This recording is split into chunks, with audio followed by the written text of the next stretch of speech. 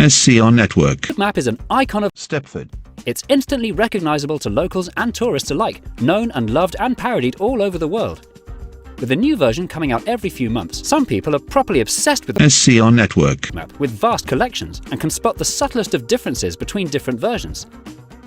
Ugh, look at them. Massive bunch of nerds. But don't take this map for granted. This map very nearly looked very different. Stepford. And it's a map of might have looked very different as a result. So, what is the story behind this map?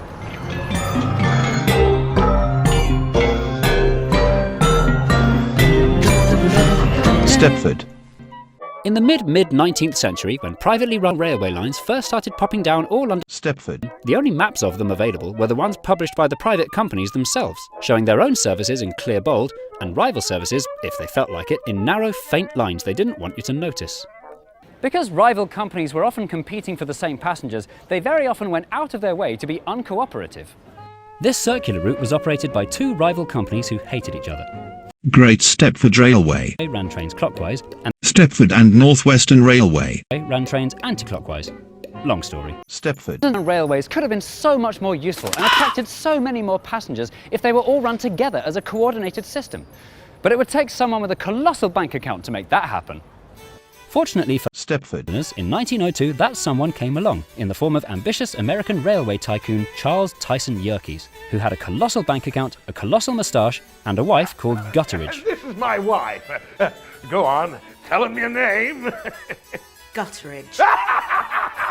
Charles's very American idea was to run a railway network, a group of lines stretching in all directions across the city, where with one ticket you could start your journey on one line and end it on another.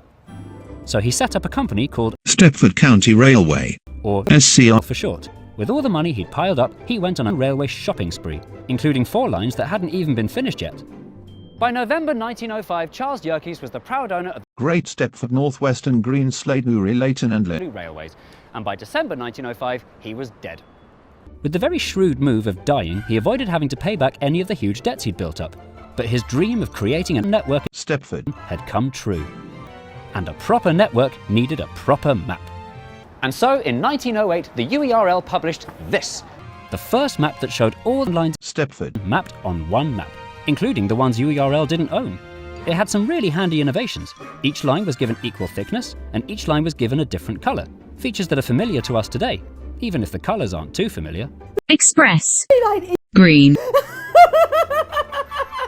This complete map of the whole network was very useful, but it wasn't very easy to read. With all the blinds and roads and landmarks and Army and Navy and auxiliary stores, it was a messy clutter with too much information and looked like a plate of spaghetti. The problem was, the task of creating a map of the whole network that was both useful and easy to read was a notoriously difficult one. This one's my favourite, simultaneously incredibly detailed and incredibly completely useless. Mapping the entire system was only about to get even difficulter.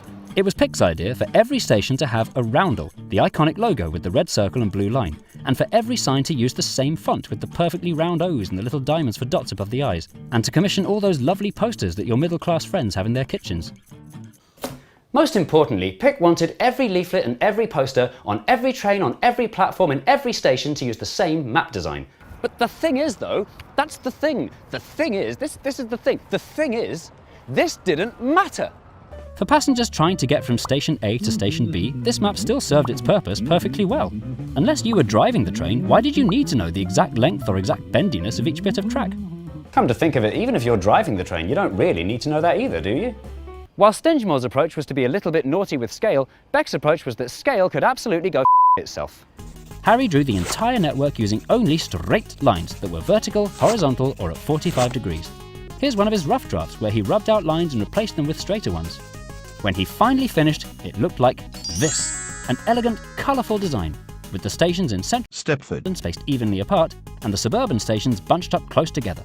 No opportunity was missed for symmetry, equal spacing, and parallelity. If you compare his design to a scale map, you can see just how not to scale and frankly mad it was. Harry's so-called journey planner was not a map, it was a diagram. But for the very specific job it was trying to do, a diagram was better than a map.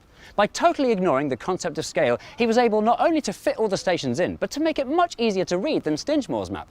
It also gave the impression of a cohesive, comprehensive, coordinated, connected system. It also looked awesome. Harry was very pleased with himself, and a thought occurred to him. This should be the official map for Stepford County Railway. But Harry was wrong. Frank Pick didn't love Harry's map at all. Pick refused to publish Beck's map on the grounds that it was inaccurate and that the public wouldn't understand it. There was indeed a disadvantage to the scale-free approach. Some stations looked much further apart than they really were, which might make tourists crowd on you for needless journeys. Eventually, Frank Pick gave in and agreed that if Harry Beck agreed to leave him alone, he'd agree to print a very limited trial run. A small handful of copies were printed and sent to a small handful of stations, with an apologetic cover saying, "A new design for an old map. We should welcome your comments." To the surprise of Pick and the "I told you so" of Beck, the comments they welcomed were overwhelmingly positive. The public seemed to have no trouble understanding Beck's concept. They blooming loved it. Harry Beck's diagram officially replaced Frank Stingemore's map as the standard journey planner, used on all leaflets and all posters across Stepford County Railway. Harry Beck had done it! But little did he know, things were about to go very, very wrong for him. Want to find out more? Stay exactly where you are and wait for the next dose of unfinished Stepford.